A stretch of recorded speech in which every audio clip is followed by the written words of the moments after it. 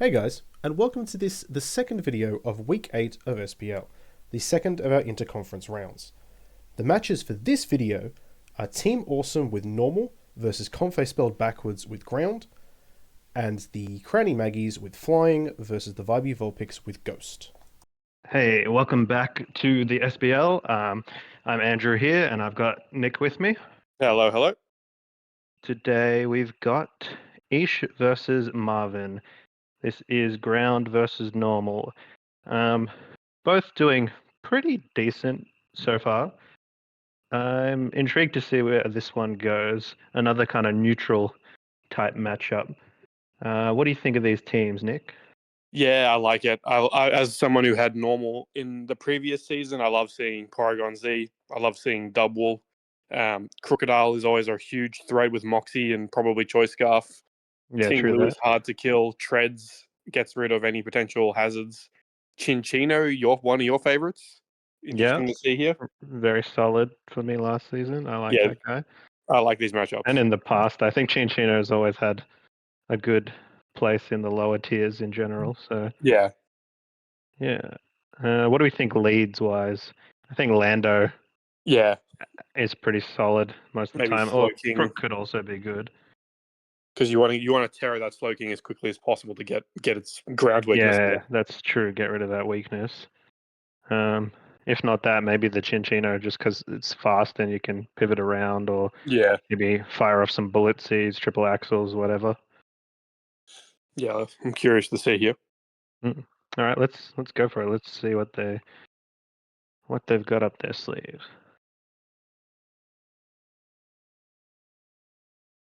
This Volcanion is, It's been I very good. think, leading the pack for the Golden Fist of captains so far. Yeah, it obviously having water absorb and providing ground with fire coverage, both huge ticks, and was a great choice by Ish. Yeah, Marvin's captain Slowking obviously good into fighting moves, which Normal needs. So to defend, I think as we've discussed previously, defensive terror captains have been the way, and yeah, these for two are sure. the best. Okay, we got exchange of spikes. A mutual exchange of hazards. Toxic Spike's not hugely efficient here, considering Clodd's Eye is right there, but That's true. and Terrapagos just loses its Terror Shell. Yeah, no boots on that thing. Oh, and he's got the full stack, but Marvin could spin here quite You would easily. There's you no would think ghost on that's the other exactly side. what's going to happen here. Yeah, protect. Yep, exactly as predicted. And he'll get back to full if Ish doesn't hit him here. So that Terra Shell will be back in play. Oh, but he Body does press, throw off and the body that's press. one of the big problems as Normal is anything that gets body press is very Yeah, scary. Especially everything once it gets body starts. press, to be honest. Yeah, once it So, starts stacking defense boosts, then you've got a lot to deal with. mm. The Weirdia could be okay in that case, only getting hit for neutral and probably packing Intimidate. Yeah, I wonder if that's why it's here. Is Yeah, for intimidate. Well, I guess that doesn't really affect body press, but it is yeah, true that. neutral to body press. Yeah, and the Intimidate would at least weaken any other attacks. So, yeah, it's not the best start for Marvin in a sense because, yeah, like you said, the Clod's Eye can just come in and absorb those Yeah, T Toxic spikes. Spikes feels like he's kind of burnt the Terror Shell and not really gained anything out of it. Mm. I mean, it does force the switch to Clod's Eye at some point, but yeah, Or I you guess also Treads have probably, stuff like this and Lando that aren't even affected by it. So and he Treads does probably have a can few spin as options. well. That's true. And the issue as a ground type trainer and as a grass type trainer, which I am, is everything gets ice beam. Yeah. Some of the coverage is just crazy. It's on everything. And that's why Normal is so handy, is because it generally does get coverage for everything. Hmm. Especially the Gen 1 normals got some crazy stuff like Snorlax. Yeah. They just have very interesting and kind of deep move pools. All the Gen 1 Pokemon got such incredible cover. Like Nidoking just learns everything. Yeah, they just slowly added things throughout the generations to the existing ones. Despite power creep, they do get nice little buffs here and there. This has been a rather slow battle so far. Both trainers using their allotted time. Yeah, and like getting up hazards just to remove hazards. Okay, Weird is here to put some screens up. Not bad, not bad. We are seeing similar vibes from both sides. Intims coming off, hazards coming up, Yeah, spin on both sides. a lot of bulk. Yeah.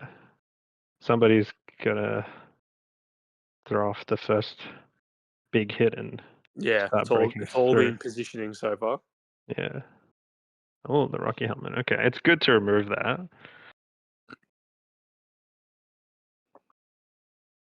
Straight into treads. Will we see a freeze considering all the ice beams? Yeah, surely.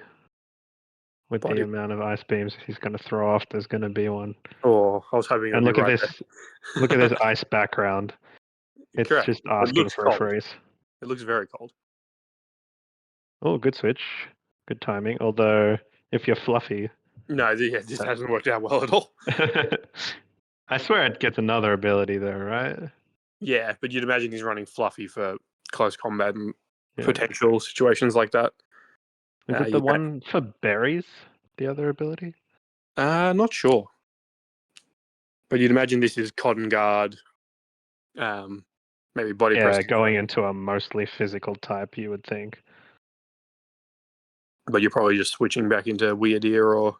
It's bulletproof and steadfast that it gets, so yeah, not really that relevant in this scenario.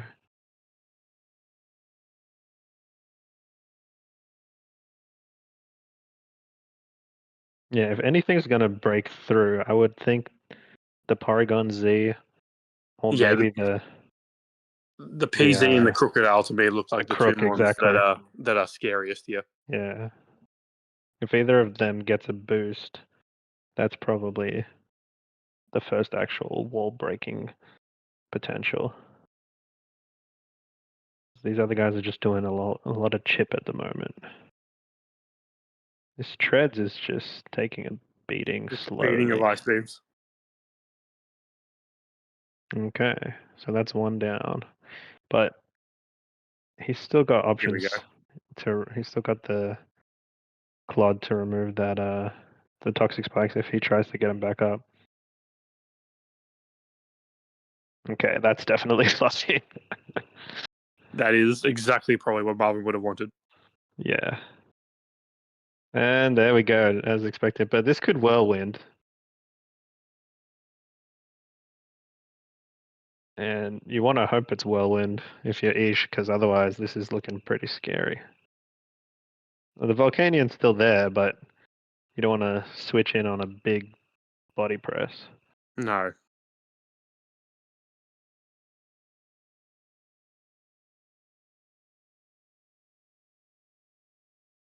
Yeah, that does seem like your best option would be whirlwind right now, and there it is. But yeah, you can only do that so many times before you start to eat that. Yeah. Runs out of health. Do we see a T-Spike again?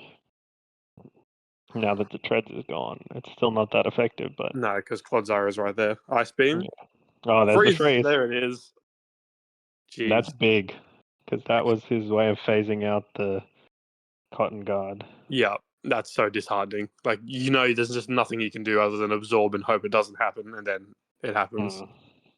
Now, if you're if you're Marvin here, do you maybe go into PZ and try and get that set up, or do you go into maybe wall and get that set up, or do you just kill? Nope, you just kill the thing. Gonna crit for good measure. Ish gulping in the chat. Well, I would be too. Yeah, he's gotten out of that pretty well, you'd imagine, not having to cop any setup on the frozen one. Yeah, that's probably what I would have done, but I would have ridden my luck and obviously had it thaw out the next turn. Yeah. And then just immediately whirlwind. Kind of scary to switch around in front of the ice beam, just maybe get another freeze on you. And yeah, you never know when they're going to thaw out, so sometimes it's better to just go for the kill. This Chinchino is in a very good position now. Yeah, I could see triple axle being. Triple I think axle, I'm pretty sure it's triple axle, right? that it triple comes axle, in. bullet seed, maybe a tidy up on this turn. Yeah, but if this is unaware, Protect. that's Or yeah, an very, unaware. very good. I mean, a tidy up there would have been very nice. Even not Yeah, necessarily for this thing. but for what is in the back, yeah. Yeah. Because now you could go to like crook and drop the attack a bit. If Crook is scarf, then that will get around this Chinchino at the very least. Actually, did we see? Was it intimidate crook or? No, I'm pretty sure it's Moxie. Yeah.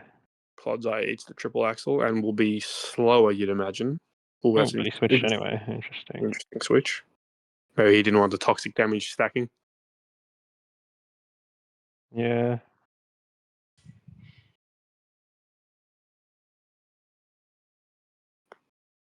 But I don't know. now, It did seem does he like a let free kill. he lets Yeah. this thing go down instead of taking damage anywhere else? Yeah. I mean, stopping the toxic from racking up isn't the worst idea because then you've still got something fast in the back if you need it. But Yeah. you just come straight back to it. So I don't know. Now you'd imagine Crocodile. If it is Scarf comes in here, it does. You don't want this thing stacking Moxies, but Double has already shown that it can absolutely eat close combat. You'd think Earthquake would just be better in that case because it's not contact. Now we go close combat again. I don't actually know how he kills this Double from here. If it's got rest, that's even more scary. Yep. Oh, I guess. and there Yeah, is it does. Chesto Resto.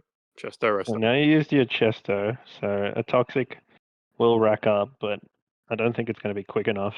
Yeah.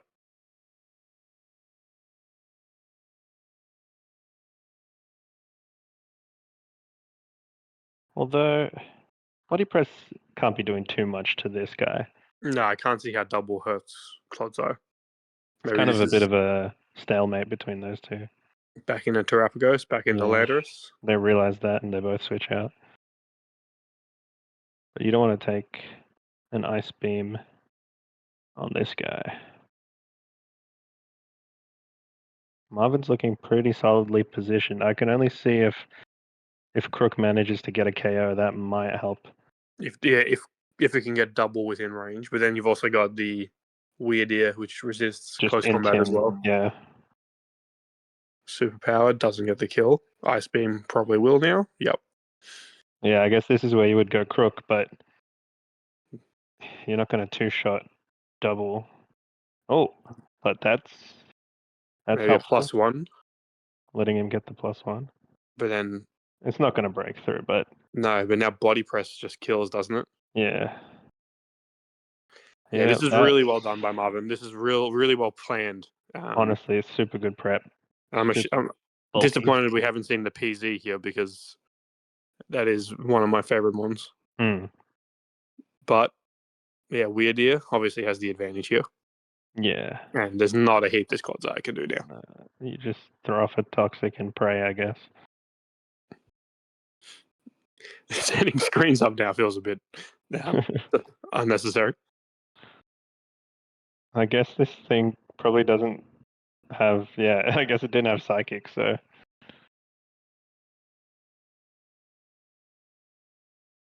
There you go, there's a PZ. Oh, Terra. Sorry, Z conversion, yeah. I love Z conversion. Yeah, that's the perfect. Z conversion with adaptability is one of the great monotype strats, I think, and the Ice Beam finishes it off. Very well played by Marvin. East, I don't think, loses any credibility in this one. This was just a good battle. Yeah, it was solid. It's just he found the win con there. It was Double, and he made it work. Correct, and he had the answer for the close combat question, and that took out Ish's win condition in the end. Yeah, solid play from both sides, though. I think Double definitely the MVP with little bit of Double, support from those other guys, like really Galapagos and helping out. Fujino are probably the three that Yeah. set up the situation there. All right, we are into the next battle now. We've got Ghost taking on Flying. I was about to say Dark because I looked at Moltres and Bombardier, but looking at these teams early, I think there's a little bit of an advantage for Flying, although I've thought that most weeks, and I don't think Flying's picked up a win yet. But yeah, I'm here with Hayden. What do you think of this matchup? It's going to be an interesting one.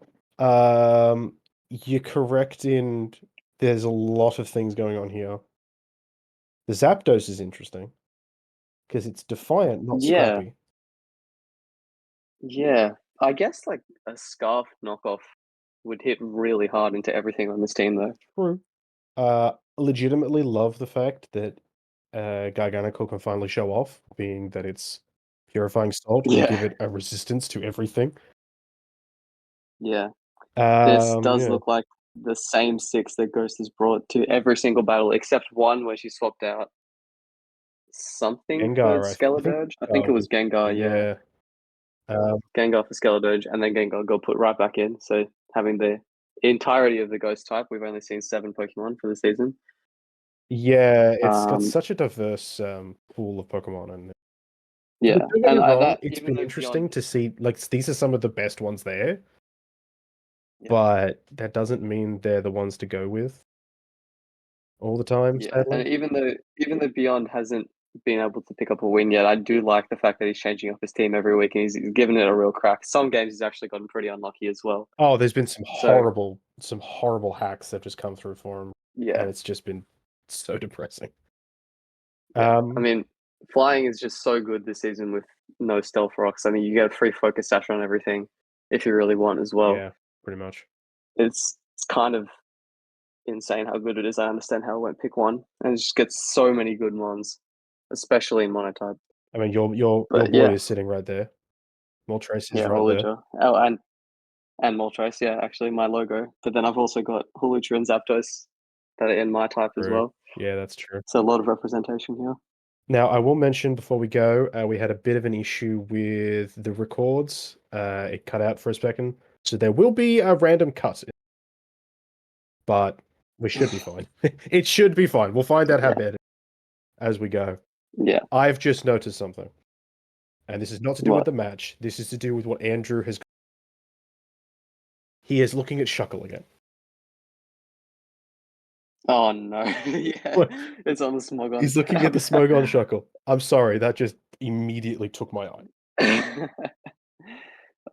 Well, his Shuckle didn't go quite as well as Bug Shuckle did this week. No, But Bug's Shuckle was. still. Oh boy.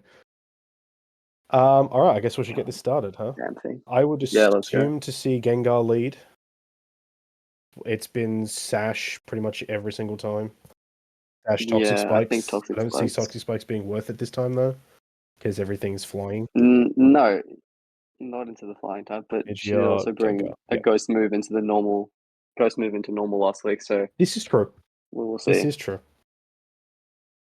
I mean, this Gengar. It seems like Gengar's more of a support Gengar. Yeah, If you can like T-Wave their entire Beyond's entire team, that'd be great. Protect Thunderbolt. Okay, Well, I was looks like there's some prep being done there with the I was half Thunderbolt. right. Yeah, halfway there. Mega Pidgeot, as you'd expect. Don't know if Mega Pidgeot kills. Not with the Brave Doesn't. Bird. There's the Thunderbolt, and there's the Thunderbolt. cut. Okay, Yeah, there's the so cut. there's the cut. Well, So the Thunderbolt does kill the Mega Pidgeot from that range, yeah. and then Honestly, I would have clicked skip turn at that point anyway, and because we know what happened, and it would have come to this. yes, but yes, it does. It was an issue where the recording cut out, and new recording had to begin. So that's fine. I think it's Scarf Moltres there being faster than the Gengar, Fiery Rat, which I do like. Ooh. I do like in this matchup. Yeah, Scar Fiery Rat is very good here. Because if it doesn't kill, there's a chance it gets a flinch as well. Ooh. Player off misses. That does hurt. Okay, so the guard gets to become flying Soul here. Breaking Disguise. Whenever I used, because I haven't used Garg much, but I did have Knuckle Stack one season, and like using Soul Cure to break Mimikyu's Disguise plus get more damage on, it feels very nice. It is a very nice little thing. Garganical was my until was I bring out the good old psychic noise hooper. oh yeah. The covert cloak. Legitimately Super. one of my favorite sets I ever made. Yeah, that was awesome. It just completely shut it down. I mean, the person who had Garganackle kind of did run it very similarly the whole Yes. season, so Oh yes, it definitely. did continuously get kills. Oh, it was one of the but best ones in the league, and even though we could see what it was You just- doing every game, it just didn't. Yeah, and because Body Press was the only attacking move, you just run Covert Cloak on a Ghost type and you can't beat it. And Psychic Noise was perfect as well. Hooper was literally one of the best ones for it. So we have a Cursing But the- Garganical. Vascular Legion switch in is a little strange because it does get smacked by Soft Kill, but Avalanche is the move that Avalanche. comes out. And then the switch to something that doesn't take 2 shots. And I think this has been Scarf Vascular Legion the whole season as well. This is Scarf Adaptability Vascular Legion. It's just Yeah, when it surprised to comes see to no Sucker Punch from Bombardier there, considering that seems like the most valuable move that it learns into Ghost. Yeah. Mimikyu's positioned pretty well here too. There's actually not much that stops it. No, and I think you have to literally prioritize 3 of the 4 mons are breaking the weak disguise. to Yeah, that. Are weak to its player off too. Okay, that's scary. I think you're right though. I think this is Scarf knockoff. This is 100% Yeah, and I Scarf think you had knockoff. to. I think Beyond had to do that. I Yep. mean, I don't think Garglid's a +2 player off from where it is, 50%. So what is Holucha doing here now? Is my question. Wait. What item does Holucha have? It's air balloon. What? Hold on. I mean, okay, if he's trying to activate Unburden, It's clear. by having the air If balloon it is, that I could see, which makes sense. because you can't close combat into the Ghost team to pop a White Herb. And you can't really get it. I You can't do get off a kind of flying gem. understand that. There's no terrain to get off the seed. Yeah, 2 Okay. balloons here. I do. You can't normal gem fake out if it even gets fake out either. Okay. I see the theory behind the. I do see the theory behind the air balloon. Yeah, But that was very. that just scared me for a second. I don't think I've ever seen a flying type hold an air balloon. Thunderbolt kills Garg. Okay. No, I don't think I have either, actually. Okay, so now this is Scarf Fiery Wrath to Kingdom Yeah, Come. this is well positioned. Bang, doesn't Oh, kill, the gets the flinch. flinch. This thing is so stupid. It's so stupid. I swear it gets flinches more often If than I'm not. being perfectly honest, I don't think the Dazzling Gleam would have killed Moltres at this point, and it would have just triggered Berserk. Yeah. And I think that would have guaranteed the game at that point. Although it would have put it in Ice Shard range from Weavile. Oh, it's true. I think if it was at least like some sort of damage boosting item, I think it always puts it in Ice Shard range. Triple Axle. Triple Axle. Yeah, I don't think the balloon's helping with that one. There's 2 triple axles gone. Okay, this is interesting now. So does Moltres clean up here? It should. Life Orb. Yeah, so with Life Orb, Ice Shard would have killed. Yes, I think so. But losing 9%, Weavile special defense isn't that bad, but yeah. It's not surviving one of those. I think the Life Orb damage would have helped though with the roll, unless I'm completely wrong. Ceruledge. I think my favorite Gen 9 Pokemon. Yeah, it's definitely right up there. If it's like a bulkier set with weakness policy, it may actually be able to win. But otherwise, it lives. Beyblade. Yeah, that's. Oof, yeah. If that was weakness, if that was weakness policy, I think you're right. But that's just activates Berserk and it's gone. So Beyond picks up his first win of the season. The number 1 overall pick, Flying, gets his first win. Legitimately though, what a game. That was good. That was pretty good. And with some teams lower towards the ladder, there's been some like questionable decisions in the game, but that was actually a pretty well fought battle both ways. No, agreed. I really like Beyond's prep. I just think maybe there was a better item than the balloon on Holucha, and maybe Sucker Punch on Bombardier, but besides that, it was a very good game. Look, looking at that, if the air balloon is there for the reason that we are suggesting it was, then it makes sense. I agree, it probably would have maybe found something a little better, but in saying that, it was still something that's more interesting. Yeah. Probably would have been better off with maybe a Yachi Berry. Yeah, or like Um, an unburdened Driftbloom would have been pretty cool into this team yeah, would have been interesting. as well. Um, If you're going to use an unburdened one, I don't really know what Mega Pidgeot was there for, but it's okay. It worked out. actually, you know Moltres is what? always going to carry. If he was expecting the Ice Shard and not the Triple Axle, if that whole Lucha had been weakness policy, Yeah, yeah, true. that triggers Unburden, That would have been. that would have gone off. Yeah, that's something I haven't thought about in my own prep. Actually, I found it. I don't think I've brought Haluchi yet. Just found it difficult to try and get off the ground. Weakness policy is one of those items that I've always had issues with trying to pick the right Pokemon to bring it on. Yeah. I think a couple of weeks ago I brought weakness policy Urshifu because I knew it would live a specific attack, and Yeah, you have to calc. it got hit with the wrong attack. Like they didn't bring they chipped it down and then went, well, that was all right, cool. Yeah. I It's always safer to get weakness policy behind screens. I know what think, it was. It was if you're into it. it lived a Grassy Glide from Right. and weakness policy would then go off. I did see you I think I remember you staying in front of Rillaboom and thinking like, oh, would Grassy Glide kill there? But clearly not. There was and there was something else that happened. I don't remember what did it. But it was meant to be, yeah. That's what Yeah. Well, Yeah. that was a good battle. I'm glad Flying was able to get it its was a first good one. win. That was very, very close. Ghost and Flying. Flying showing off that it does, it does have all this extra stuff it can use. It's just sometimes the roll of the dice just doesn't come with what you want, sadly. Yeah. Alrighty, guys. Well, we will see you next week. Back to the original pairs then, and we've only got a few weeks left.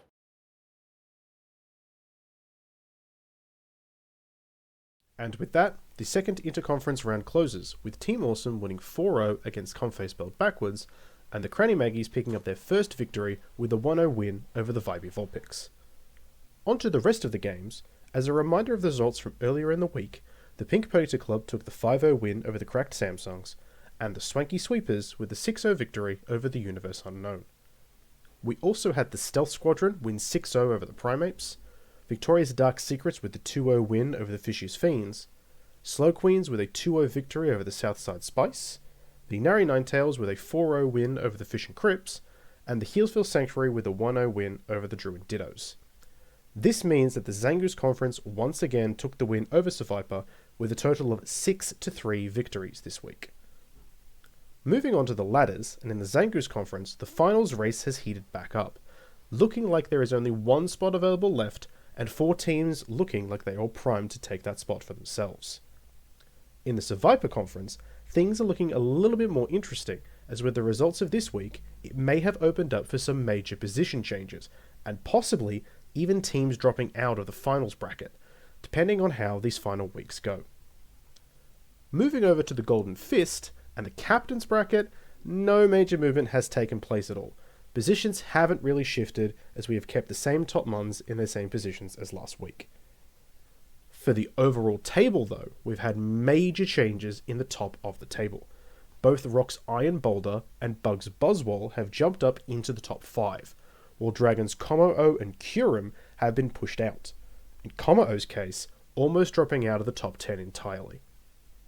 That's all from this week. Starting next week, we'll have the push for finals, so matches will be centered around those that have finals consequences, so I hope you get excited for that. Thanks again for watching, and I'll see you next time.